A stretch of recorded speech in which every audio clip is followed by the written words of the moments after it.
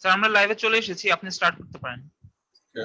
Link sir link আমরা দিয়ে দিচ্ছি এখন। ওকে। আসসালামু আলাইকুম, আমি শাহিদুর রহমান, ফেসবি রেসিডেন্ট, নিউরোসার্জারি, বিএসএমএমইউ। আমি আজকে যে জিনিসটি নিয়ে কথা বলবো সেটা হলো রেস্ট ইন্ট্রাক্রেনিয়াল প্রেশার। এই টপিক্সটি বেসিক্যালি একটি খুব ইম্পর্টেন্ট টপিক্স, বিশেষ করে হচ্ছে নিউরোসার্জন বা ট্রমা সার্জন বা হচ্ছে ক্রিটিক্যাল কেয়ারে যারা কাজ করেন ওদের জন্য। জিনিসটা বোঝাটা একটু ডিফিকাল্ট এবং এটা ম্যানেজ করা তার চেয়ে আরো বেশি ডিফিকাল্ট। তবে আমি আন্ডারগ্রেডদের জন্য হচ্ছে আমি চেষ্টা করব যেন আন্ডারগ্রেডরা বুঝতে পারে সেভাবেই বলার জন্য। আর যদি কারো কোনো কোশ্চেন থাকে অবশ্যই আমাকে ইনবক্সে জানাবেন, আমি অবশ্যই অ্যান্সার দেওয়ার চেষ্টা করব।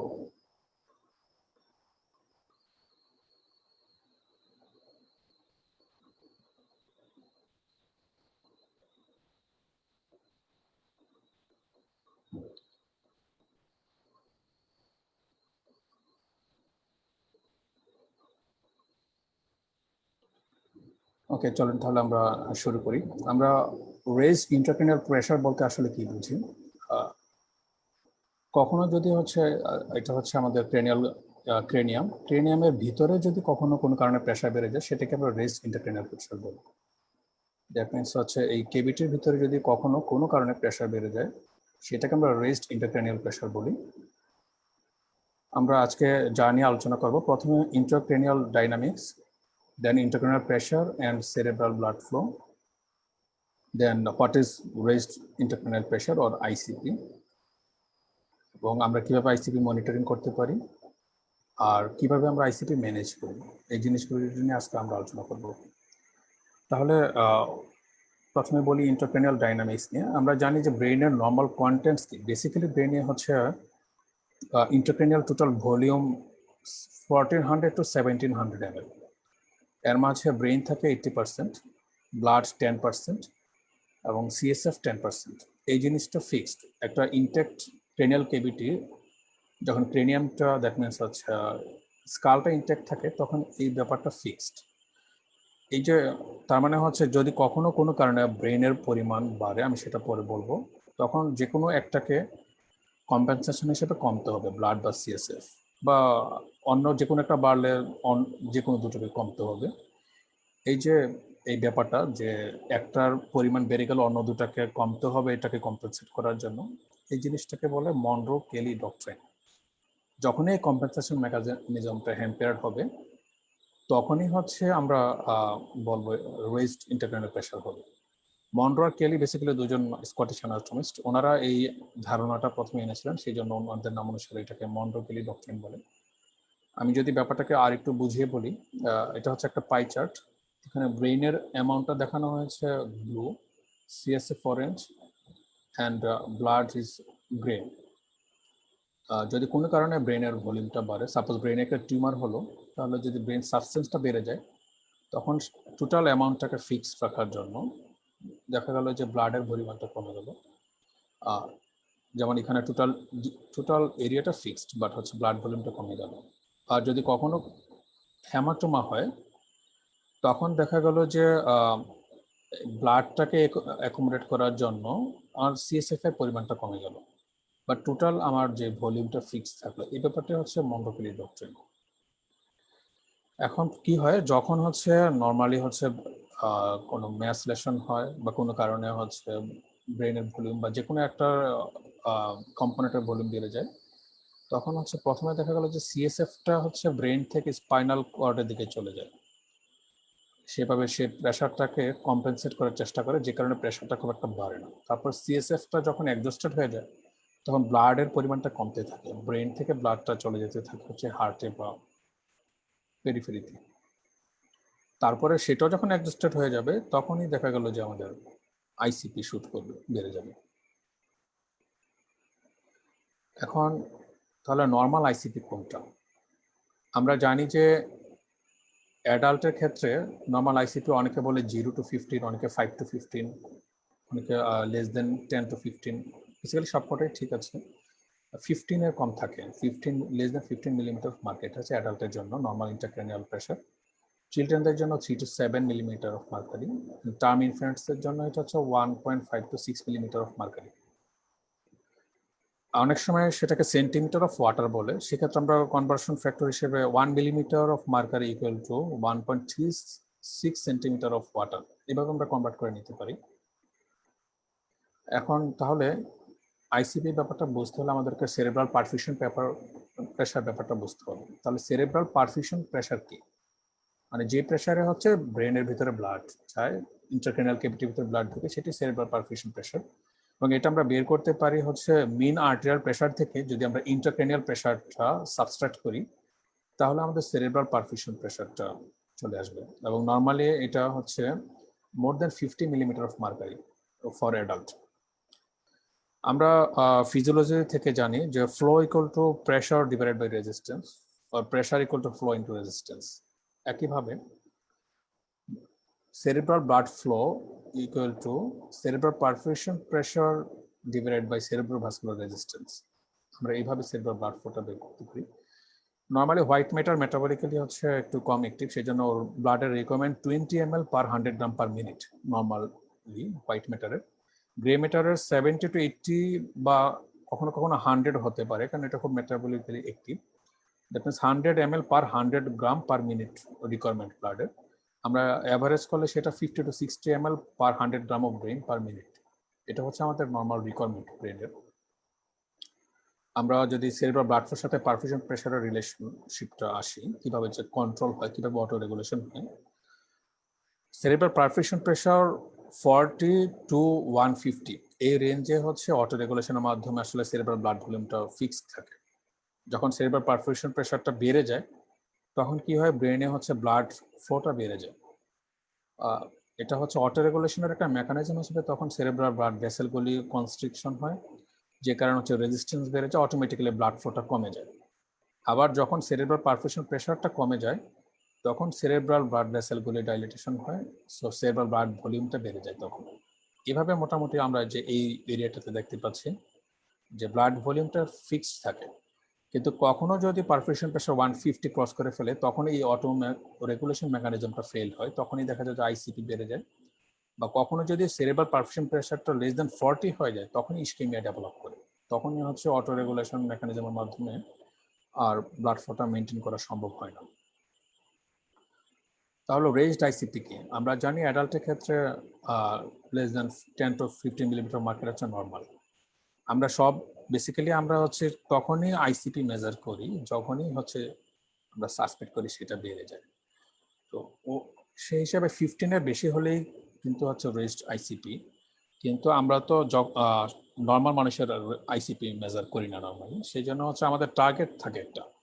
ব্রেন ট্রমা ফাউন্ডেশন ওরা হচ্ছে এই ব্যাপারটা নিয়ে অনেক কাজ করে, কিভাবে হচ্ছে ব্রেন ট্রমা ম্যানেজ করবে, এবং brain trauma management important part হচ্ছে আইসিপি ম্যানেজমেন্ট, রেজড আইসিপি। ওদের আগের গাইডলাইন অনুসারে দ্যাট মিনস থার্ড যে এডিশন, আমাদের টার্গেট ছিল আইসিপি ছিল হচ্ছে less than 20 millimetre of mercury হচ্ছে আমাদের টার্গেট। দ্যাট মিনস 20 বেশি হলে আমরা রেজড আইসিপি বলবো। বাট হচ্ছে ওদের ফোর্থ এডিশন যেটা 2016 থেকে অ্যাভেলেবেল, ওটা অনুসারে হচ্ছে এখন আমাদের নতুন টার্গেট হচ্ছে 22 millimetre of mercury. That means 22 millimetre of মার্কারির উপরে গেলে তখন আমরা রেজড করবো। আমাদের টার্গেট থাকবে 22 নিচে থাকা ইন্টারক্রেনিয়াল প্রেশার। এখন কি কি কারণে হচ্ছে আমাদের ইন্টারক্রেনিয়াল প্রেশার বাড়তে পারে? আমরা এই ছবিটি যদি দেখি, এটা যারা আন্ডারগ্রেড ওদের জন্য আমি বলি, এটা হচ্ছে ব্রেইনের MRI axial section T two weighted image. T two weighted image নিয়ে এখন আমি বলবো না, স্কোপ নিয়ে আসলে আজকে, তবে কিছু ব্যাপার আমি এখানে দেখাবো। আমরা জানি যে ব্রেইনের সারফেসে কি থাকে, সালসাই এবং জাইরি। জাইরি মিনস হচ্ছে জাইরাস, মানে হচ্ছে যে এলিভেটেড যে কনভলিউটেড পোর্শনটা, এটা হচ্ছে আমাদের জাইরাস। আর দুইটা জাইরাসের মাঝখানে যে ক্লেফট থাকে সেটা হচ্ছে আমাদের সালসাই। এবং হচ্ছে এই সাদা জিনিসটা যেটা দেখা যাচ্ছে সেটা বেসিক্যালি সিএসএফ এই ইমেজে। তার মানে হচ্ছে সালসাইতে থাকে আমাদের সিএসএফ। এবং ভিতরে যেটা আমরা দেখতে পাচ্ছি এই যে হাইপার ইন্টেন্স বা হোয়াইট যে পোর্শনটা, সেটা হচ্ছে ল্যাটারাল ভেন্ট্রিকল। ভেন্ট্রিকলের ভিতরে আমরা সিএসএফটাকে হোয়াইট হিসেবে দেখতে পাচ্ছি। এখন এটা হচ্ছে একটা নর্মাল ব্রেনের পিকচার, এমআরআই পিকচার। আর আমরা দেখতে পাচ্ছি যে এটা হচ্ছে মিড লাইনটা সিমেট্রিক্যাল, মিড লাইনের দুই পাশে সিমেট্রিক্যাল হাফ আছে। যখনই কোনো কারণে ইন্ট্রাক্রেনিয়াল প্রেশার বেড়ে যায় তখন কি হবে, এই সালসাই জাইরাই যে এগুলি মাঝখানে যে সিএসএফটা সেটা শিফট হয়ে যাবে। তাহলে যে সালসা জাইরাই যে একটা ডিফারেন্স সেটা আমরা বুঝতে পারবো না, কম্প্যাক্ট হয়ে যাবে তখন। তারপরে কি হবে, আমরা ভেন্ট্রিকেলের ভিতরে সিএসএফটা শিফট হয়ে যাবে, এই ভেন্ট্রিকেলটা কলাপস করে যাবে এবং যেদিকে লিশন থাকবে মিড লাইনটা অপোজিট সাইডে শিফট হয়ে যাবে। আরেকটা জিনিস আমি আন্ডারগ্রেডদের জন্য বলি, আমরা সিটি স্ক্যান বা এমআরআইতে যেটা পেশেন্টের হচ্ছে রাইট সাইড সেটা কিন্তু আমাদের লেফট সাইড। দ্যাট মিনস এই পোর্শনটা হচ্ছে আমার রাইট সাইড, মিনস পেশেন্টের লেফট সাইড, এবং এই দিকটা হচ্ছে পেশেন্টের রাইট, আমার লেফট সাইডে যেটা। তাহলে আমরা দেখি কি কি কারণে ইন্টারক্রেনিয়াল প্রেশার বাড়তে পারে। প্রথমে আমরা বলি যদি লোকালাইজড কোনো ম্যাস লিশন থাকে, যেমন আমরা ডান দিকে ইমেজটা বেসিক্যালি সিটি স্ক্যান এক্স-রে আমরা এই যে বংশে দেখতে পাচ্ছি। এখানে দেখা যাচ্ছে যে পেশেন্টের আমার লেফট, দ্যাট মিনস পেশেন্টের রাইট সাইডে একটা লেন্টিকুলার শেপ হাইপারডেন্স একটা লিশন দেখা যাচ্ছে, যেটা বেসিক্যালি এক্সট্রাপাল হেমাটোমা। এটা ব্রেন হেমাটোমা নিয়ে আমরা পরে আরেকটি লেকচারে ডিটেলস বলবো।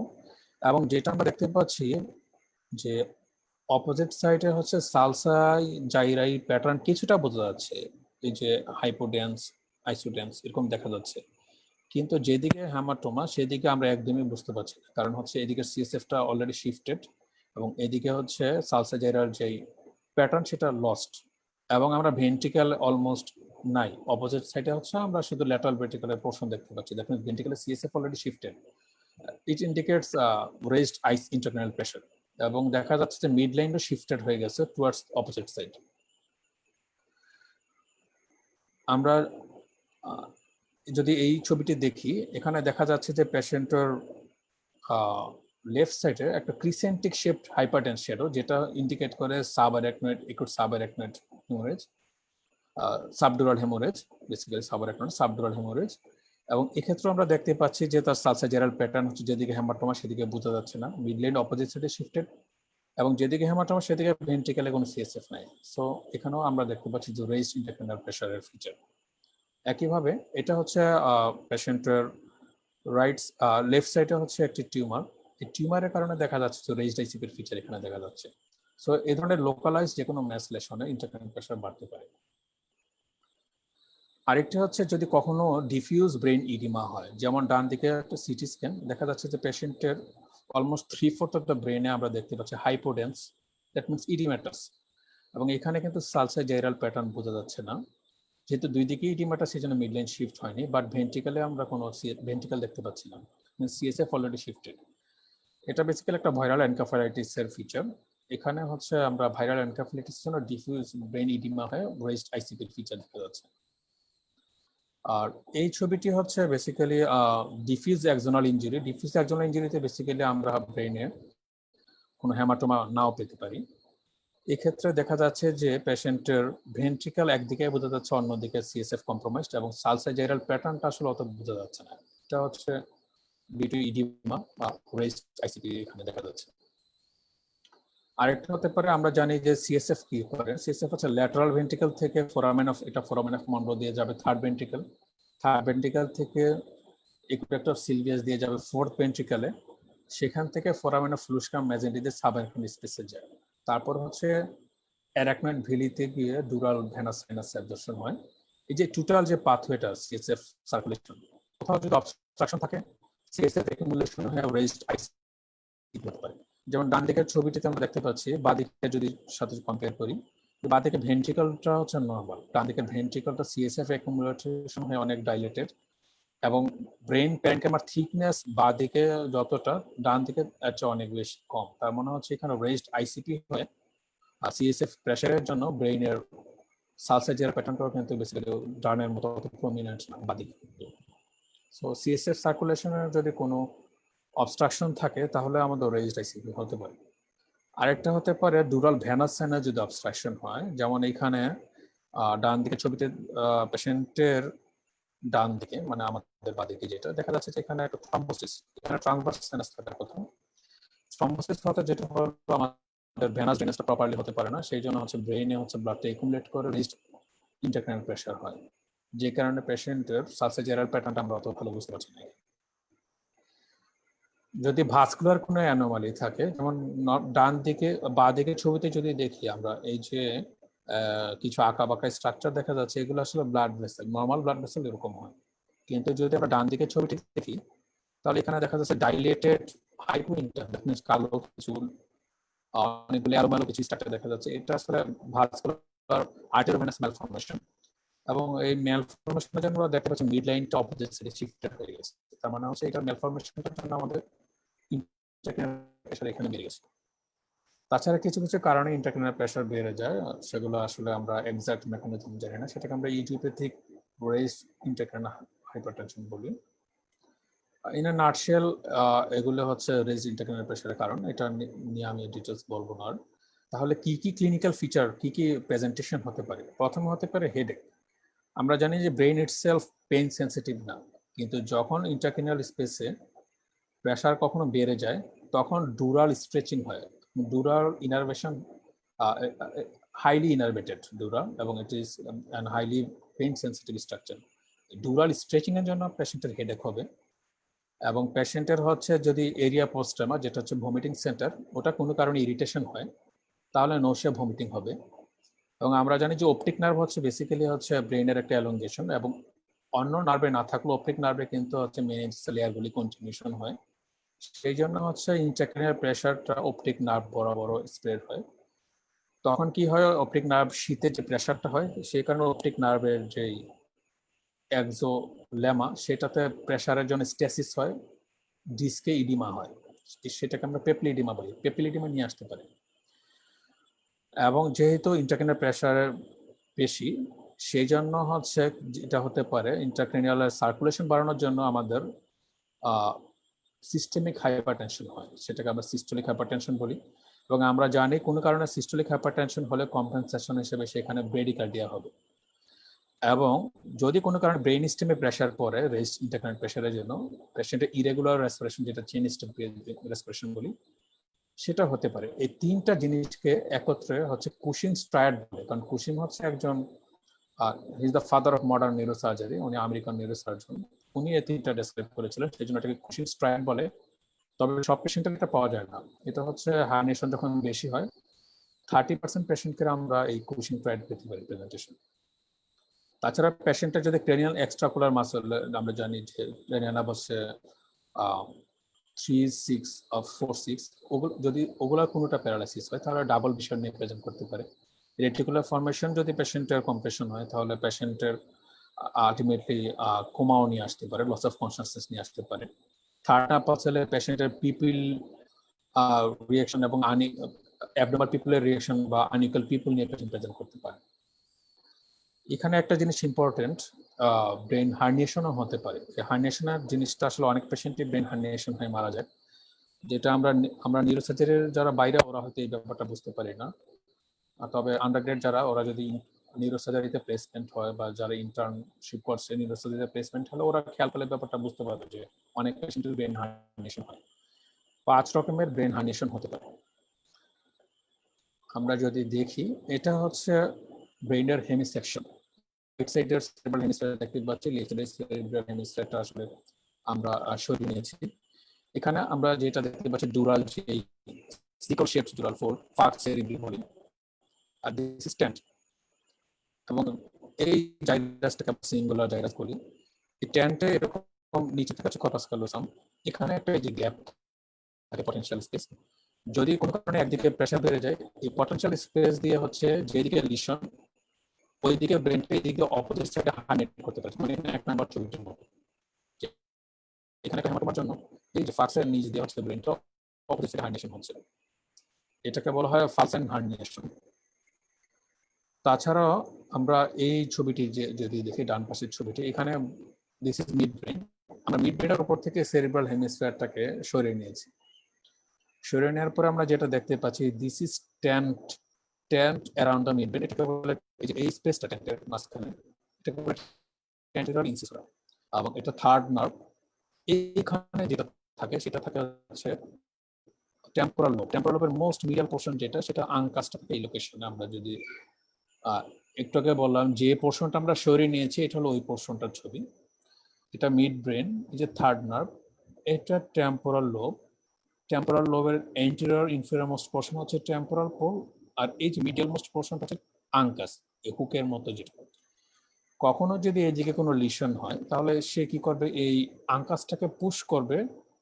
আঙ্কাসটা তখন এই যে টেন্টোরাল ইনসিসারা দিয়ে হার্নিয়েশন হবে, এটাকে বলা হয় আঙ্কাল হার্নিয়েশন। এই যে 3 নম্বর ছবিটির মতো।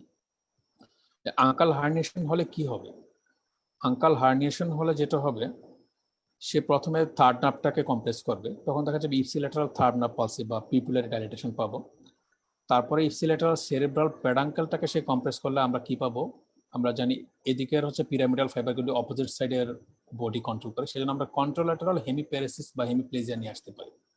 প্রেশার আস্তে আস্তে বাড়তে থাকলে অপোজিট সাইডের থার্ড নার্ভ পালসি হবে, এবং অপোজিট সাইডে সেরেব্রাল প্যাডাঙ্কেলের জন্য তখন হচ্ছে সেম সাইডে সেরেব্রাল হেমিপ্লেজিয়া হবে।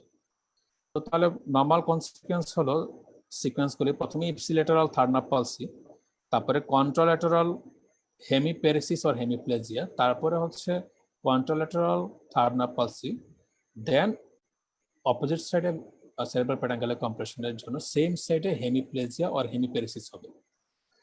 কিন্তু মাঝে মাঝে দেখা যায় যে এই পেশেন্টের হচ্ছে এইদিকে লিশনের জন্য এই যে টেন্টের এজটা আমরা দেখতে পাচ্ছি শার্প, এই সেরেব্রাল প্যাডাঙ্কেলের লিশন হওয়ার আগে অপোজিট সাইডে সেরেব্রাল প্যাডাঙ্কেল টেন্টের এজের সাথে কম্প্রেশন হয়ে পালসি হয়ে যায়।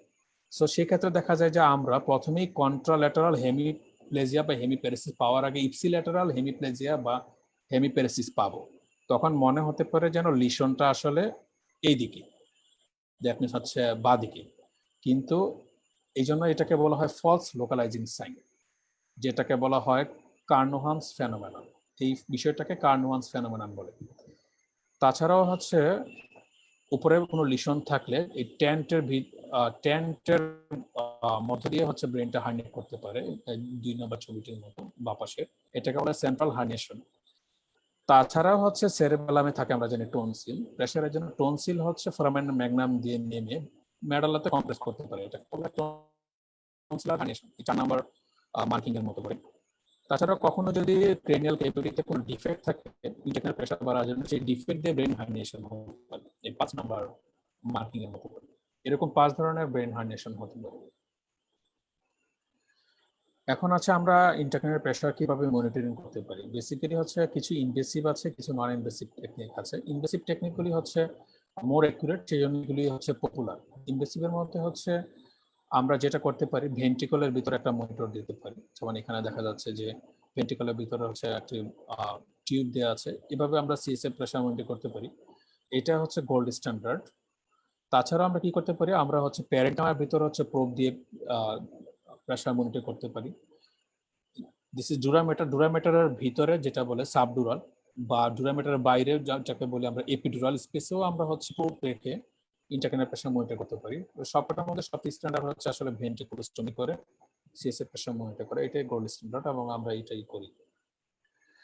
তাছাড়াও আমরা কিছু নন ইনভেসিভ মেকানিজম আছে, যেমন আমরা সিটি স্ক্যান করে যেমন আমরা দেখতে পেলাম যে রেজিটাইসিসের ফিচার বোঝা যায়, এরকম রেডিওগ্রাফিক আমরা ইভ্যালুয়েশন করতে পারি। ট্রান্সক্রেনিয়াল ড্রপলার দিয়েও আমরা আসলে বুঝতে পারি অনেক সময়। অপটিক নার্ভ শীথ ডায়ামিটার, আমরা যেটা বললাম যে ইন্টারক্রেনিয়াল প্রেশার যখন বেড়ে যায় সেটা অপটিক নার্ভ শীথ দিয়ে সেটা এক্সটেনশন হয়, এবং তখন দেখা যায় অপটিক নার্ভ শীথের ডায়ামিটার বেড়ে যায়। আমরা অপটিক নার্ভ শীথের হচ্ছে ডায়ামিটার ইমেজিং এর নিয়ে পেয়ে আমরা সেটা বুঝতে পারি যে তার প্রেশার বেড়েছে কিনা। টিম্পানোগ্রাফি, অটো রেগুলেশন, সেগুলো আমরা মাপতে পারি, ওগুলো আসলে আমাদের এখানে করা হয় না। এখন আমরা আইসিপি ওয়েব জিনিসটা নিয়ে একটু সিম্পলি বলবো।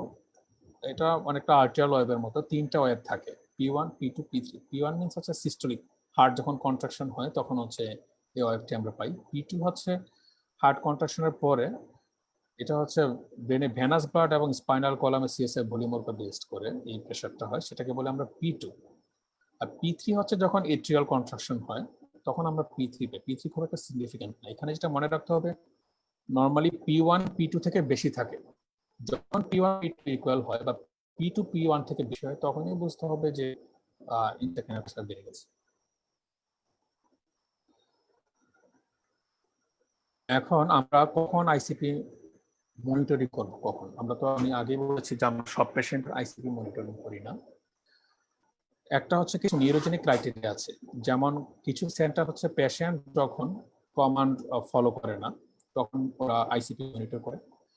কিছু সেন্টার হচ্ছে পেশেন্ট যখন লোকালাইজ করে না তখন হচ্ছে আইসিপি করে। আবার যখন মাল্টি সিস্টেম ইনজুর্ড হয় এবং এমন কোনো ট্রিটমেন্ট দিতে হয় যেটার উপর ইন্টারক্রেনিয়াল প্রেশারের উপর যে পেশেন্টটার এফেক্ট করতে পারে, মানে হাইপার ডাইনামিক, যদি আমরা ফ্লুইড যদি অনেক বেশি দিই সেক্ষেত্রে দেখা যাবে যে রেড আইসিপি হতে পারে। সেই জন্য তখন পেশেন্টের রেড আইসিপি মনিটর করার জন্য আমরা আইসিপির মনিটরিং আমরা অ্যাড করতে পারি। তারপরে ট্রমাটিক যদি ইন্টারক্রেনিয়াল ম্যাচ থাকে, যেমন হেমাটোমা, সাবডাল হেমাটোমা বা স্কাল ফ্র্যাকচার থাকে, তখন আমরা আইসিপি মনিটর করতে পারি। কিছু কিছু নন ট্রমাটিক ক্ষেত্রে আমরা আইসিপি মনিটরিং করতে পারি, যেমন পার্মানেন্ট লিভার ফেলিউর কিন্তু ব্রেন ইনজুরি হতে পারে। তবে এইসব ক্ষেত্রে হচ্ছে ব্লিডিং ডিসঅর্ডার থাকে, সেই জন্য হচ্ছে সেই ব্লিডিং ডিসঅর্ডারটা কারেকশন করে, যেমন ফ্রেশ প্রেজেন্ট 5 বার দিয়ে তারপরে হচ্ছে আইসিপি মনিটর গুলো সেট আপ করতে হয়। এবং আমরা এওক পেশেন্টকে কখনোই আমরা আইসিপি মনিটর আমরা সেট আপ করবো না। আর পেশেন্টের কোয়াগুলোপ্যাথি থাকলে যেটা বললাম সেটা কারেকশন করার পরে তখনই আমরা আইসিপি মনিটরিং ব্যবস্থা করবো। এবং আমরা আইসিপি কতক্ষণ মনিটর করবো? যখন আমরা আইসিপি ম্যানেজমেন্টটা স্টপ করে 48 to 72 আওয়ার্স পর্যন্ত ওয়েট করে দেখবো যে আইসিপি নর্মাল, তখন আমরা আইসিপি মনিটরিং সিস্টেমটাকে আমরা উইথড্র করবো। আচ্ছা, তাছাড়া আমরা আরো কিছু জিনিস আমরা মেজার করতে পারি অ্যাডজাংক্ট হিসেবে, সেটা হলো জুগুলার ভেনাস অক্সিজেন মনিটরিং। এটা আমি যদি সিম্পলি বলি, যদি ব্রেনের ব্লাড সার্কুলেশন কম থাকে তাহলে কি হবে? যেটুকু সার্কুলেশন পাচ্ছে ব্রেন চেষ্টা করবে ম্যাক্সিমাম অক্সিজেনটাকে ইউজ করতে, তখন দেখা যাবে যে জুগুলার ভেনাস অক্সিজেন স্যাচুরেশনটা কমে যাবে, যেহেতু ব্রেন বেশিরভাগ অক্সিজেন ইউজ করে ফেলেছে। Normally jugular venous oxygen saturation is more than 60%, কিন্তু এটা যখন 60%-এর যেমন 50%-এর কম হয় তখন আমরা বুঝতে পারবো যে ব্রেনে ব্লাড ভলিউম কম, সেই জন্য অক্সিজেনটা বেশি ইউটিলাইজ করে ফেলেছে। আমরা আরেকটা যেটা করতে পারি, আর্টেরিয়াল আর জুগুলার ভেনাস অক্সিজেন কন্টেন্টের ডিফারেন্সটা মাপতে পারি। যদি দেখা যায় যে আমাদের ডিফারেন্সটা আর্টেরিয়ালের থেকে জুগুলার ভেনাস অক্সিজেন স্যাচুরেশনটা সাবস্ট্রাক্ট করলে যদি দেখি ডিফারেন্সটা 9-এর বেশি, তার মানে কি? তার মানে হচ্ছে আর্টেরিয়াল স্যাচুরেশন ভালো ছিল বাট ভেনাস স্যাচুরেশন অনেক কম, মানে ব্রেন অলরেডি অনেক অক্সিজেন ইউজ করে ফেলেছে, তখন বুঝতে হবে ইসকেমিয়া। আবার যদি দেখা যায় যে আর্টেরিয়াল এবং jugular venous oxygen saturation difference less than 4 হয়, তার মানে হচ্ছে ব্রেনে অনেক বেশি ব্লাড সাপ্লাই হচ্ছে, সে পুরোটা অক্সিজেন ইউজ করতে পারছে না, তখন আমরা বুঝতে পারবো যে হাইপারেমিয়া, সেরিব্রাল হাইপারেমিয়া। তাছাড়া ব্রেন টিস্যুতে আমরা প্রোব ঢুকিয়ে কিছু মেটাবোলাইট আমরা মেজার করতে পারি এবং ব্রেন টিস্যু অক্সিজেন টেনশন আমরা মেজার করতে পারি। আমরা ল্যাকটেট বা গ্লুকোজ এই দুইটা জিনিস বিশেষ করে আমরা মেজার করি, যদি ল্যাকটেট বেশি পাই বা গ্লুকোজ কম পাই বুঝতে পারবো যে আমরা ব্রেন ইসকেমিয়া হয়েছে। এখন আমরা management of resistant intercranial pressure, আমাদের প্রাইমারি গোল কি? প্রাইমারি গোল হচ্ছে আগে বলেছি যে আমাদের intercranial pressure should be less than 22 millimetre of mercury, এবং আমাদের cerebral perfusion pressure should be more than 50 millimetre of mercury. কারণ আমি আগেই বলেছি যে সেরিব্রাল পারফিউশন প্রেশার 50-এর কম, বিশেষ করে 40-এর নিচে চলে গেলে সেরিব্রাল ইসকেমিয়া হয়ে যাবে। আমাদের গোল হচ্ছে দুটো, আইসিপি কম রাখবো, সেরিব্রাল পারফিউশন প্রেশারটা 50-এর উপরে রাখবো। কিভাবে? আমরা কয়েকভাবে সেটা করতে পারি। আমরা যদি কোনোভাবে সেরিব্রাল ব্লাড ভলিউম বা সেরিব্রাল ফ্লুইড ভলিউম কমিয়ে দিতে পারি তাহলে আইসিপি কমে যেতে পারে। আরেকটা, যদি আমরা সিএসএফ ড্রেন করতে পারি বা কিছু ড্যামেজ ব্রেন বা নন অ্যালোকেন্ট ব্রেন টিস্যু সরিয়ে দিতে পারি, তাহলেও হচ্ছে ইন্টারক্রেনিয়াল প্রেশার কমে যাবে। তাহলে ইন্টারক্রেনিয়াল প্রেশার যে ম্যানেজমেন্টটাকে, এটাকে হচ্ছে 3টি টায়ারে ভাগ করে, একটা জেনারেল ম্যানেজমেন্ট, দুটো হচ্ছে স্পেসিফিক ম্যানেজমেন্ট। অনেকে জেনারেল ম্যানেজমেন্টকে টায়ার 1, বাকি দুটোকে 2 and 3 বলে। অনেকে জেনারেলটাকে বলে টায়ার 0 আর বাকি দুটোকে 1, 2 বলে। এটা আসলে খুব একটা ইম্পর্টেন্ট ইস্যু না। জেনারেল ম্যানেজমেন্টে আমরা কি করি? জেনারেল ম্যানেজমেন্টে হচ্ছে আমরা রিসাসিটেশন করি, হেড পজিশনটাকে আমরা ঠিক করি, পেশেন্টকে লাইট সিডেশনে রাখি, বডি টেম্পারেচার বা আমি প্রতিটা জিনিস ডিটেলস আসবো। জেনারেল ম্যানেজমেন্টটা যখন ফেল হয়, জেনারেল ম্যানেজমেন্টটা নেওয়ার পরও যদি দেখি আমরা ইন্টারক্রেনিয়াল প্রেশার বেশি, তখন আমরা একটা নন কন্ট্রাস্ট সিটি স্ক্যান করে দেখি যে সার্জিক্যালি রিমুভেবল কোনো লিশন আছে কিনা। তারপরে যদি সেটা না থাকে তখন আমরা টায়ার 1-এ চলে যাই। সেখানকার ম্যানেজমেন্টগুলো নেওয়ার পরেও যদি আবার আমরা যদি দেখি ইন্ট্রাক্রেনিয়াল প্রেশার হাই, তখন আমরা আরেকটা নন কন্ট্রাস্ট সিটি স্ক্যান করে দেখবো যে এখন সার্জিক্যালি রিমুভেবল কোনো লিশন আছে কিনা। সেটা না থাকলে আমরা তখন যাবো হচ্ছে টায়ার 2-তে। টায়ার 0 থেকে যখন টায়ার 1-এ যাব, তখন এই না যে টায়ার 1-এর চিকিৎসা করা বন্ধ হয়ে যাবে, টায়ার 1-এর সাথে টায়ার 0-এর সাথে টায়ার 1টা অ্যাড হবে। একইভাবে আমরা যখন নিচের লেভেলে যাব, টায়ার 2-তে যাব, তখন একই সাথে টায়ার 0 টায়ার 1-এর মেজারমেন্ট গুলো চলতে থাকবে। তাহলে আমরা বলি যে জেনারেল ম্যানেজমেন্ট আমরা কি করব। প্রথম হচ্ছে এয়ারওয়েতে আমরা যদি পেশেন্টটা হাইপোক্সিয়া হয় তখন কি হবে, ইন্ট্রাক্রেনিয়াল প্রেসার বেড়ে যাবে। কিভাবে? সেরেব্রাল ভ্যাসোডাইলেশন হবে, ব্লাড ভলিউম হবে, সেরেব্রাল ইডিমা হবে হাইপোক্সিয়ার জন্য। এবং সেই ক্ষেত্রে মনে রাখতে হবে আমরা যদি ইন্টিউবেশন করতে হয়, পেশেন্টের কাফিং বা পেশেন্ট যদি রেজিস্ট্যান্স করে তখনও কিন্তু হচ্ছে আমাদের ডেঙ্গুস্কোপির সময় যদি পেশেন্ট ফাইট করে তখন কিন্তু ইন্ট্রাক্রেনিয়াল প্রেসার বেড়ে ব্রেন হার্নিয়েশন হয়ে যেতে পারে। তো সেই জিনিসটা মাথায় রাখতে হবে। সেই জন্য আসলে পেশেন্ট যদি কোমাতেও থাকে তারপরেও পেশেন্টের এই রিফ্লেক্সগুলি হতে পারে। সেই জন্য আমরা আন্ডার সিডেশন এবং আন্ডার হচ্ছে অ্যানেস্থেসিয়া, আপনার লোকাল অ্যানেস্থেটিক এজেন্ট, আমরা হচ্ছে এইসব ক্ষেত্রে লেরিঙ্গোস্কোপি এবং ইন্টিউবেশন করা উচিত। আরেকটা হচ্ছে পেশেন্টের ভেন্টিলেশন ঠিক রাখতে হবে। এই জন্য যদি পেশেন্ট কার্বন ডাইঅক্সাইড রিটেনশন হয় তাহলে কি হবে, সেরেব্রাল ভ্যাসোডাইলেশন হবে, ব্লাড ভলিউম বেড়ে হাইপোরেমিয়া হবে এবং ইন্ট্রাক্রেনিয়াল প্রেসার বেড়ে যাবে। সেই জন্য আমাদের নর্মালি টার্গেট হচ্ছে পাশের কার্বন ডাইঅক্সাইড যেন 35 to 40 মিলিমিটার পার্কের মধ্যে মেনটেন হয়। ব্লাড প্রেশার খুব বেশিও করা যাবে না, কারণ হচ্ছে তাহলে হাইপারএমি হবে, ইন্ট্রাক্রেনিয়াল প্রেসার বেড়ে যাবে। আবার কম হলেও হচ্ছে দেখা যাবে যে সেরেব্রাল পারফিউশন প্রেশার কম হবে, ব্রেন ইসকেমিয়া হবে। সেই জন্য হচ্ছে ব্রেন ট্রমা ফাউন্ডেশনের গাইডলাইন অনুসারে পেশেন্টার যদি 50 থেকে 69 হয় তাহলে আমরা 100 অর মোর আমরা সিস্টোলিক ব্লাড প্রেশার রাখবো, এটা সিস্টোলিক ব্লাড প্রেশার। আর পেশেন্টের এজ রেঞ্জ যদি হচ্ছে 15 to 49 অর মোর দেন 70 হয়, সেক্ষেত্রে আমরা 110-এর উপরে রাখার চেষ্টা করবো। আর সেরেব্রাল পারফিউশন প্রেশার আমরা রাখার চেষ্টা করবো 60 to 70 millimetre of mercury. Fluid অবশ্যই আমাদেরকে এখানে নর্মাল স্যালাইন দিতে হবে। হাইপোটনিক ফ্লুইড দিলে আমাদের ব্রেন ইডিমা হয়ে ইন্ট্রাক্রেনিয়াল প্রেসার। সিডেশন দিলে পেশেন্টের ফাইটিং বা কাফিং রিফ্লেক্সগুলো কম হবে, এজিটেশন কম হবে। তাছাড়া সিডেশন দিলে পেশেন্টের মেটাবলিক রেটটা কম হবে, অক্সিজেন ডিমান্ডটা কম হবে, আর ফ্লোটা কম হবে ব্রেনে। সেভাবে সে ইন্ট্রাক্রেনিয়াল প্রেসারটা আমাদের কম থাকবে। হেড পজিশনের খুব একটা ইম্পর্টেন্ট ভূমিকা আছে। আমরা হেডটাকে সাধারণত 15 to 30 ডিগ্রি এলিভেটেড করে রাখি in comparison two heart level. তাতে কি হয়, তাতে হচ্ছে আমাদের সেরেব্রাল ভেনাস ড্রেনেজটা হচ্ছে আমাদের বেড়ে যায় এবং হচ্ছে তখন হচ্ছে আমাদের আইটিপিটা কমে যায়। এবং আরেকটা জিনিস আমাদেরকে সবসময় দেখতে হবে, আমাদের নেকে যেন কোনো কনস্ট্রিকশন না থাকে। সাপোজ হচ্ছে সাবেকাল কলার বা শার্ট বা গেঞ্জি কলার যদি টাইট হয়ে লেগে থাকে তাহলে কিন্তু আমাদের ভ্যানাস কম্প্রেশন হয়ে ইন্ট্রাক্রেনিয়াল প্রেসার বেড়ে যেতে পারে। আমাদেরকে ফিভার কন্ট্রোল বা বডি টেম্পারেচার কন্ট্রোলিং মেজার্স নিতে হবে। দেখা যায় যে হচ্ছে 1 ডিগ্রি সেন্টিগ্রেড টেম্পারেচার বেড়ার জন্য মেটাবলিক রেট 10 to 13% পর্যন্ত বেড়ে যেতে পারে। আর মেটাবলিক রেট বেড়ে গেলে ব্লাড ডিমান্ড বেড়ে যাবে, সেরেব্রাল ব্লাড ফ্লো বেড়ে আইসিপি বেড়ে যাবে। সেই জন্য হচ্ছে আমাদেরকে টেম্পারেচার কন্ট্রোল মেজার্স গুলো যেমন হচ্ছে অ্যান্টিপাইরেটিক ইউজ করা বা হাইড্রোথেরাপি, সেই জিনিসটা আমাদের নিতে হবে। এখানে স্টেরয়েডের ব্যাপারটা খুবই কন্ট্রোভার্সিয়াল। আমরা যে কোনো হেড ট্রমাকে সাধারণত ইউজুয়াল প্র্যাকটিস হচ্ছে কর্সন বা ডেক্সামেথাসোন ইউজ করা। আসলে সব পেশেন্টের ক্ষেত্রে কর্সন এবং ডেক্সামেথাসোন ইউজ করা লাভ নেই, এবং কিছু কিছু ক্ষেত্রে আমরা যেখানে খুব বেশি স্টেরয়েড এবং ডেক্সামেথাসোন ইউজ করি বেসিক্যালি ওখানে ওগুলো কন্ট্রা ইন্ডিকেটেড। আমরা জানি ইডিমা 3 রকমের হতে পারে, একটা হচ্ছে ভ্যাসোজেনিক ইডিমা, সাইটোটক্সিক ইডিমা, বা আরেকটা হতে পারে হাইড্রোস্ট্যাটিক ইডিমা। শুধুমাত্র যেসব ইটিওলজিতে ভ্যাসোজেনিক ইডিমা থাকে, যেমন ব্রেইন টিউমার বা অ্যাবসেস, যেখানে ইনফ্লামেশন হয়, ভ্যাসেল থেকে ফ্লুইড এক্সুলেশন হয়, সেই সব ক্ষেত্রে আমাদের স্টেরয়েড কাজ করে। অন্য কোনো ইডিমার ক্ষেত্রে যেমন ট্রমা বা স্ট্রোক, এইসব ক্ষেত্রে কিন্তু আমাদের স্টেরয়েডের কোনো রোল নেই। ইভেন দেখা গেছে যে ট্রমার ক্ষেত্রে স্টেরয়েড এখন কন্ট্রাইন্ডিকেটেড বলে। আমরা যখন জেনারেল ম্যানেজমেন্ট গুলো নিব তারপর আমরা আইসিপি মেজার করে যদি দেখি আইসিপি বেশি, তখন আমরা একটা প্লেন সিটি স্ক্যান করবো।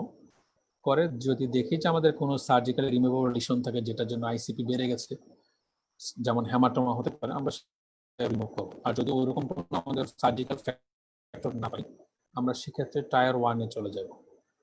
তো টায়ার 0-তে ছিল লাইট সিডেশন, টায়ার 1-এ আমরা হেভি সিডেশনে চলে আসবো। এখানে আমরা ফেন্টানিল, মিডাজোলাম বা প্রোপোফল এই ধরনের ড্রাগ ইউজ করব। আমরা পেশেন্টকে সিডেট করে রাখবো, তাতে আমাদের হচ্ছে যে সিম্পেথেটিক যে টোন বডির সেটা কমে যাবে, এবং হচ্ছে পেশেন্টের মাসেল প্যারালিটিক ইউজ করলে পেশেন্টের যেটা মাসেলের টেনশনটা কমে যাবে, তখন আইসিপিটা কিছুটা কমবে। আমরা আগে আমাদের টার্গেট ছিল ইউকেপনিয়া, তার মানে হচ্ছে পার্শিয়াল প্রেশার কার্বন ডাইঅক্সাইড আমরা নর্মাল রেঞ্জে রাখার টার্গেট ছিল জেনারেল ম্যানেজমেন্টে। এখন আমরা কার্বন ডাইঅক্সাইডের স্যাচুরেশনটা আমরা পার্শিয়াল প্রেশার কার্বন ডাইঅক্সাইডটা আমরা 30 to 35-এ নিয়ে আসবো। আগে ছিল 35 to 40। কারণ হচ্ছে কার্বন ডাইঅক্সাইডটা যদি আমরা কমিয়ে দিই তাহলে হচ্ছে ভ্যাসোকনস্ট্রিকশন হবে, সেরিব্রাল ব্লাড ভলিউম কমে, আইসিপিটা কমে যাবে।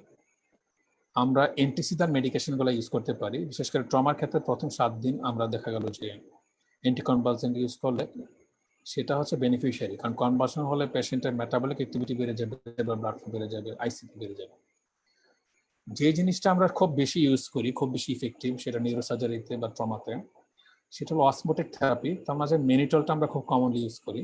মেনিটল হচ্ছে অসমোটিক ডায়ুরেটিক, সেটা হচ্ছে সেরেব্রাল ফ্লুইডটা কমিয়ে দিবে এবং সেটা ইউরিনের সাথে পাস করে দিবে। এবং মেনিটলটা আমরা প্রথমে 0.25 to 1 gram per KG body weight হিসেবে 6 আওয়ারলি দিতে পারি।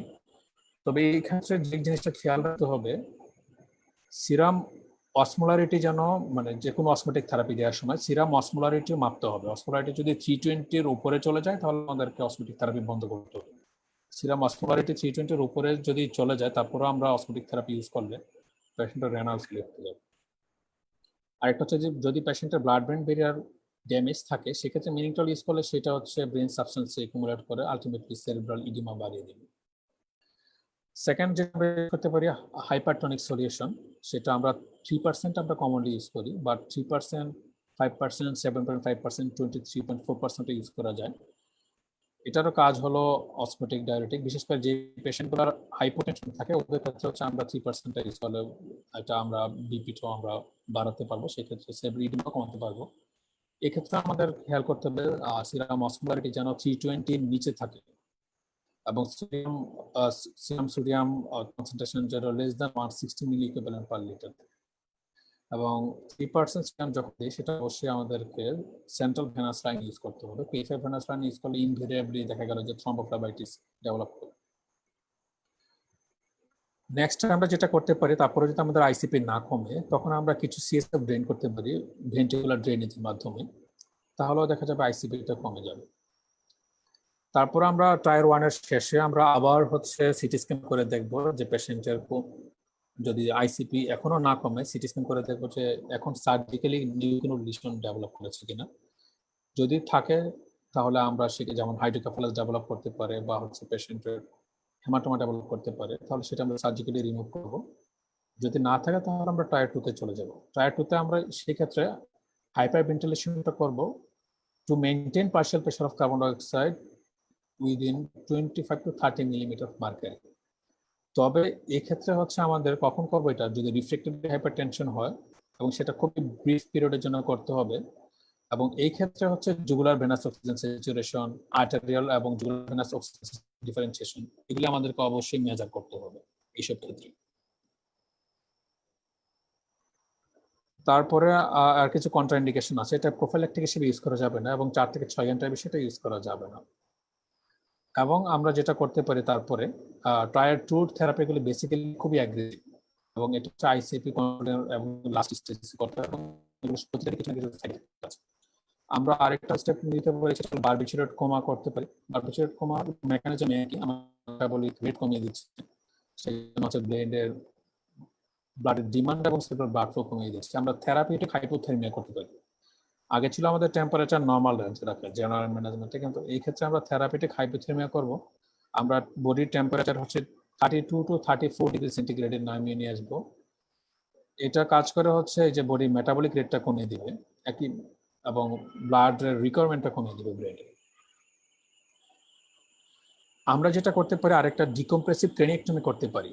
দ্যাট মিনস হচ্ছে ব্রেনের যে ক্রেনিয়াম ভল্টের একটা পোর্শন আমরা কেটে নিয়ে আসবো এবং এই ক্ষেত্রে হচ্ছে সাধারণত 12 into 15 সেন্টিমিটার বা 15 সেন্টিমিটার ডায়ামিটার একটা ক্রেনিয়েক্টমি করতে পারি। আমরা মন্টোকেনি ডক্টরাইন যে কথাটা বলেছিলাম সেটা ছিল ইনট্যাক্ট ক্রেনিয়ামের ক্ষেত্রে। যদি ইনট্যাক্ট ক্রেনিয়াম না থাকে তখন কি হয় আসলে, তখন হচ্ছে সিএসএ বা ব্লাড কম্প্রোমাইজ না হয়, এই ডিফেক্ট বোন ডিফেক্ট দিয়ে ব্রেনটা হার্নিয়েশনের মাধ্যমে এবং সিএসএ বা ব্লাড ব্রেনে মানে ইন্ট্রাক্রেনিয়াল কন্টেন্টটা হার্নিয়েশনের মাধ্যমে আমাদের প্রেশারটাকে কম্পেনসেট করবে। যে ডানের যে ছবিটি দেখা যাচ্ছে এখানে দেখা যাচ্ছে যে ডিকম্প্রেসিভ ক্রেনিয়েক্টমি করার কারণে ব্রেনের ইন্ট্রাক্রেনিয়াল ক্যাভিটি কন্টেন্টটা হার্নিয়েশনের মাধ্যমে আমাদের প্রেশারটা কম্পেনসেশন হয়েছে। আমরা আরেকটা করতে পারি, ডিকম্প্রেসিভ ক্রেনিয়েক্টমি না করে আরেকটা নতুন এখন basically this is under trial still, hinge craniectomy করতে পারি। দ্যাট বোনসটা যদি আমরা না সরিয়ে আমরা বোনসটা কেটে হচ্ছে মাঝখানে আমরা যদি একটি ওয়ান পিস অফ বোন যদি সরিয়ে দিই তাহলে এটা হিঞ্জের মতো কাজ করবে। এবং দুই সাইডে হচ্ছে ফিজিবলি অ্যাটাচ, প্রেশার বেড়ে গেলে এটা এলিভেশন হয়ে যায়, কমে গেলে সেটা আবার অটোমেটিক পজিশনে চলে যাবে। আমরা এই জিনিসটা এখন আসলে this is under study, but results are promising so far. So in conclusion, আমরা যদি বেসিক্যালি রেস্ট ইন্টারক্রেনিয়াল প্রেশারের ম্যানেজমেন্টটা প্রপারলি না করার কারণে অনেক পেশেন্ট আমরা লুজ করি, সেটা নিউরোসার্জারিতে হোক, ট্রমা হোক বা হচ্ছে নিউরোক্রিটিক্যাল কেয়ারে হোক। অনেক সময় পেশেন্টগুলো ডিকম্পেনসেটেড স্টেজে আসে আসলে, তখন আমাদের হাতে কিছু করার থাকে না। তো যদি আর্লি যদি আমরা ম্যানেজ করতে পারি, যদি প্রপার ওয়েতে স্টেপ ওয়াইজ ম্যানারে যদি আমরা রেস্ট ইন্টারক্রেনিয়াল প্রেশারটাকে আর্লি আইডেন্টিফাই করে স্টেপ ওয়াইজ চিকিৎসাগুলো দিতে পারি, প্রতিটা ব্যাপার মনিটর করতে পারি। আমাদের মনিটরিং সিস্টেমটা আসলে ওভাবে ডেভেলপ করে নিয়ে অনেক কারণে, রিসোর্স এবং লজিস্টিক সাপোর্টসের কারণে যদি সেটা করা যায় তাহলে দেখা গেল যে আসলে মর্টালিটি অনেকখানি কমে আসতে পারে। সো এটার ব্যাপারে যদি আরো কেউ কিছু ডিটেলস জানতে চায়, আমার লেকচারের সোর্সগুলো ছিল basically from Brain Trauma Foundation এবং Indian Journal of Critical Care মেডিসিনের থেকেও কিছু নিয়েছি। তাছাড়াও কিছু আমাদের নিউরোসার্জিক্যাল বুকস যেমন neurology and neurosurgery illustrated book এবং হ্যান্ডবুক অফ নিউরোসার্জারি থেকে নেওয়া। কারো যদি কিছু ডিটেলস জানা থাকে তাহলে এই রেফারেন্সগুলি ইউজ করে আপনারা আরো ডিটেলস জানতে পারবেন। Thank you all. কারো যদি কোনো কোশ্চেন থাকে তাহলে হচ্ছে চ্যাট বক্সে আপনারা কোশ্চেন করতে পারেন। I will be happy to answer.